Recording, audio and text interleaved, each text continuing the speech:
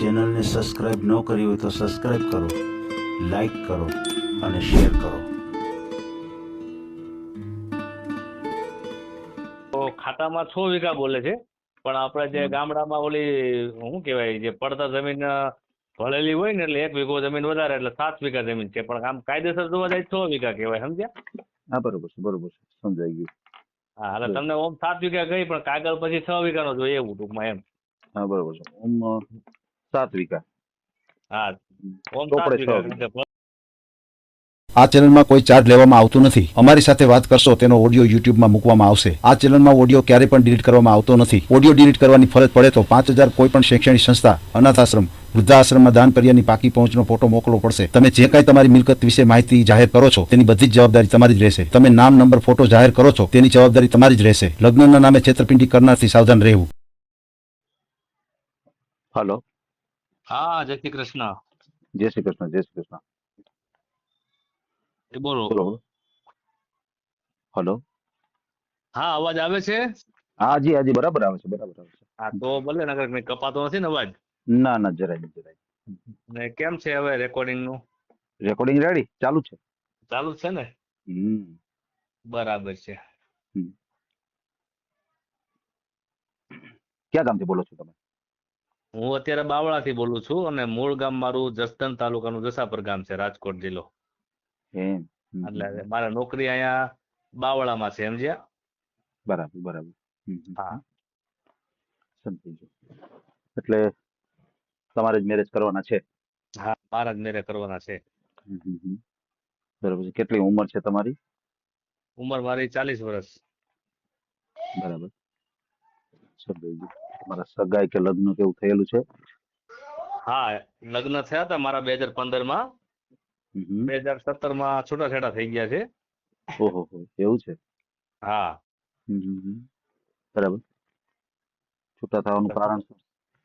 છૂટા થવાનું કારણમાં એવું છે કે મારું અને મારા બેનનું અમારે સામસામું હતું. અચ્છા એવું એટલે છે. બેનને ત્યાં તકલીફ હતી ને બેનને છૂટું કરવાનું થયું એટલે પછી સામસામું હતું એટલે ભાઈ બેન બેયનું છૂટું થઈ ગયું એવું. ઓહો, એવું છે એવું છે. હમ. બરાબર છે. તમારે એકાબીજાને બનતું હતું? હા, અમારે તો બનતું હતું પણ હવે સામસામું હતું એટલે જે ઘરેથી આપણે દીકરી આવી હતી ને એ ઘરે આપણે બેનને આપી હતી એટલે બેનને છૂટું કરવાનું થયું એટલે એ લોકોએ પછી એની દીકરી બી બોલાવી લીધી, છૂટું કરી નાખ્યું એવું થયું, સમજ્યા? ઓહો, સમજાઈ ગયું સમજાઈ ગયું. હમ. બે ઘર બગડ્યા એવું થયું ને? હા, 2 ઘર બગડ્યા એવું થયું. બરાબર. સમજી ગયું સમજી ગયું. શું નામ છે તમારું? વિપુલભાઈ. વિપુલભાઈ. વિપુલભાઈ મનજીભાઈ દામસિયા. મનજીભાઈ દામસિયા. લેવા પટેલ. બરાબર છે. લેવા પટેલ. હા, લેવા પટેલ. બરાબર છે. સમજાઈ ગયું. અને અહીંયા બાવળામાં હું આજે મારે જોબ કરું છું એના 10 વર્ષ થઈ ગયા. હે. હા, 10મું વર્ષ ચાલે છે. બરાબર છે. શેમાં જોબ કરો છો તમે? સ્પિનિંગ મિલમાં જે ઓલી દોરા બનાવે ને કંપની એ ટેક્સટાઇલમાં. એમ. હા. બરાબર છે. કેટલો પગાર ધોરણ? એમાં સ્ટોરનું કામકાજ સંભાળું છું અને પગાર ધોરણ અત્યારે મારે 30,000 છે. એમ. 30,000 પગાર છે તમારો? કપાતા મારે 27,500 રૂપિયા હાથમાં આવે છે. હા બરાબર છે. હમ. સમજાઈ ગયું સમજાઈ ગયું. બરાબર છે. તો તમારા ફેમિલી મેમ્બરમાં કોણ કોણ? ફેમિલી મેમ્બરમાં હું છું, મારે 2 બહેનો છે, મારા મમ્મી મારા પપ્પા છે. બરાબર છે બરાબર છે. સમજાઈ ગયું. તમારા ભાઈઓમાં તો તમે એક જ? ભાઈમાં હું એક જ અને ભાઈ 2 બહેનો મારથી નાની જ છે, સમજ્યા? અચ્છા અચ્છા. સમજાઈ ગયું. બરાબર છે. એક ભાઈ અને 2 બહેનો. હા. બરાબર છે. પપ્પા છે એ એટલે શું ભાઈ કામ કરે છે? શું? તમારા પપ્પા છે એ શું કામ કરે છે? એ ખેતી કામ આપણે ગામડે જસા પર અમારે ખેતી છે ને એટલે ખેતી અમે વાવવા આપી દઈએ છીએ એટલે એનું ખાલી ધ્યાન રાખવાનું, દેખરેખ રાખવાનું એવું. દેખરેખ રાખવાની. હા બરોબર છે. હમ. સમજાઈ ગયું. બરાબર. એટલે ખેતીનું કામ પપ્પા સંભાળે છે, દેખરેખ એ રાખે છે. બરાબર. હા હા. પછી બાવડા મકાન તમારે પોતાનું છે?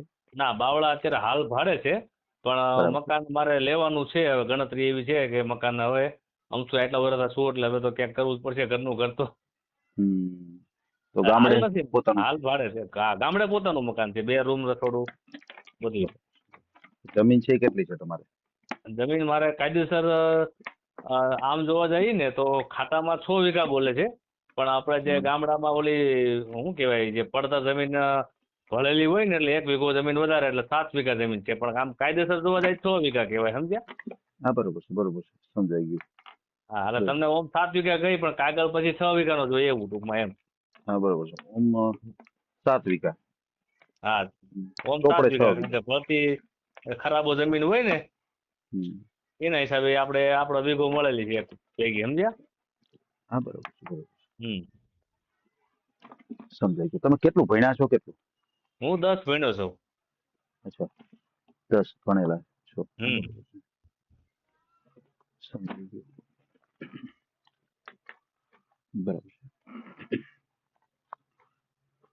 આપણે બાવળાનો જિલ્લો તાલુકો કયો આવે? બાવળામાં તાલુકો બાવળા જ છે અને જિલ્લો અમદાવાદ. બરોબર. તમારો મોબાઈલ નંબર? મારો મોબાઈલ નંબર 90 993 90 93 11 1 93. 11 1 3. હમ. સમજાઈ ગયું. પછી તમારે જે આ જે ઘર સંસાર કેટલો સમય આવેલો હતો તમારે લગ્ન થયા પછી? 2.5 વર્ષ. અચ્છા 2.5 વર્ષ ચાલ્યું. તો તમારે દીકરા દીકરી કઈ? મારે દીકરો દીકરી કાંઈ નહીં. અચ્છા સમજાઈ ગયું. બરોબર છે. હા, તો હજી સંતાનમાં મારે કાંઈ નહીં. બરોબર છે. પછી તો અત્યારે તો બેન બીજા બેન ના મેરેજ બાકી જ હશે ને? હા, અત્યારે બીજા બેનના મેરેજ બાકી જ છે. સમજાઈ ગયું. બરોબર હા છે. અને આ બેન જે આપણે છૂટું કરી નાખ્યું છે એ બેન નું પણ બાકી જ છે, બરોબર ને? હા, અને એમાં અમારે ભાણી છે બેનને. અચ્છા એને એક દીકરી છે. હા, એને એક દીકરી છે. હા, સમજાઈ ગયું. બરોબર છે. તમે ક્યાં સમાજમાંથી છો? પટેલ સમાજ, લેવા પટેલ. અચ્છા લેવા પટેલ. બરોબર છે.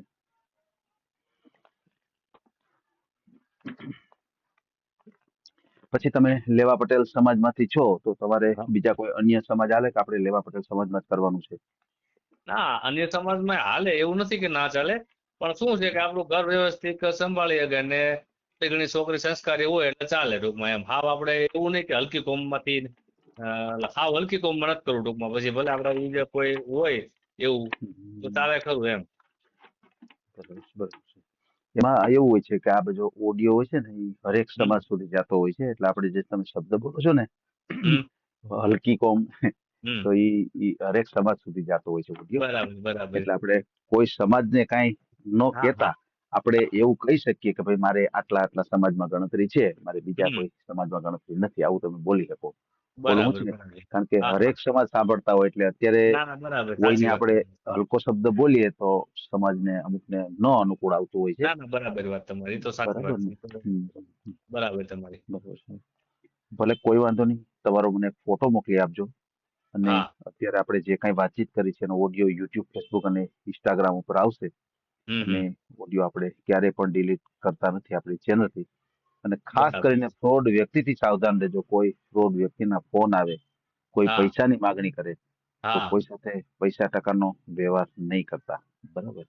આમ તો પછી તમારું આ જે જી આમાં નંબર આપણે વાત કરીએ એમનો ઓલા ગંભીરસિંહનો નંબર લખી નાખજો ને.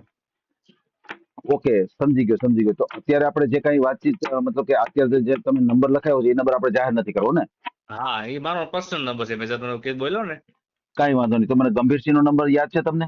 હા. કાંઈ વાંધો નહીં. લખાવું તમને. નંબર નાખવો. બોલું નંબર ઈ? હા બોલો જી. 92 92 241 41 45 1 53.